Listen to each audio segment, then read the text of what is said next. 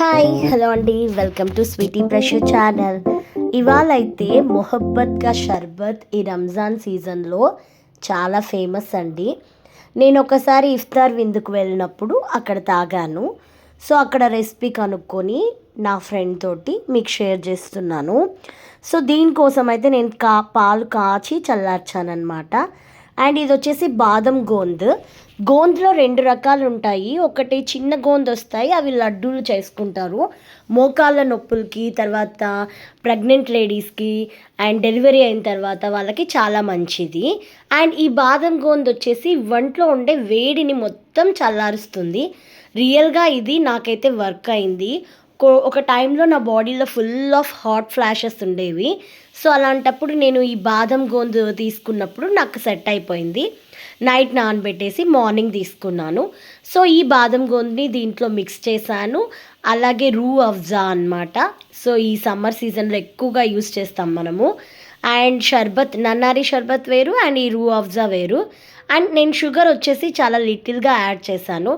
మీరు ఎవరైనా చేసుకోవాలి అనుకుంటే మీ టేస్ట్కి తగ్గట్టు మీరు యాడ్ చేసుకోండి. అండ్ నేను చేసినప్పుడు ఏంటంటే షుగర్ అనేది చాలా లెస్ ఉండడం వల్ల నా ఫ్రెండ్కి ఇచ్చాను నేను. తను మళ్ళీ షుగర్ యాడ్ చేసుకొని తీసుకుందంట. సో తర్వాత దీంట్లో మెయిన్ ఇంగ్రీడియంట్ ఏంటంటే ఈ వాటర్ మెలన్ ముక్కలు అనమాట. సో సన్నగా తరిగేసుకొని సన్నగా కట్ చేసినవి దాంట్లో యాడ్ చేయాలి. అండ్ దీంట్లో వచ్చేసి బాదం గోంద్ వేసాము అండ్ సబ్జా సీడ్స్ కూడా వేసాము. ఇదైతే నిజంగా ఈ సమ్మర్ సీజన్లో చాలా మంచి డ్రింక్ అండి. అండ్ మిల్క్ తోటి చేస్తున్నాం కదా, చాలా బాగుంటుంది. అండ్ దీని హెల్త్ బెనిఫిట్స్ అయితే నేను చెప్పలేను, ఎప్పుడో ఒకసారి ట్రై చేయొచ్చు, నో ప్రాబ్లం. అండ్ ఇక్కడ వచ్చేసి నేను హాఫ్ గ్లాస్ వరకే పోసానమాట. మా సిస్టర్ ఏం చెప్పారంటే అట్లీస్ట్ వీడియో కోసమైనా ఫుల్ వేయచ్చు కదా అని. బట్ నేనేంటంటే మళ్ళీ అది చేసిన దాంట్లో కలపడం నాకు ఇష్టం లేదు. సో హాఫ్ గ్లాస్ వరకే వేసుకొని నేను దాన్ని టేస్ట్ చేశానమాట. సో మీరు కూడా ఒకసారి తప్పకుండా ట్రై చేయండి. ఇది నిజంగా చాలా అంటే చాలా బాగుంటుంది, మంచి రిఫ్రెషింగ్గా అనిపిస్తుంది.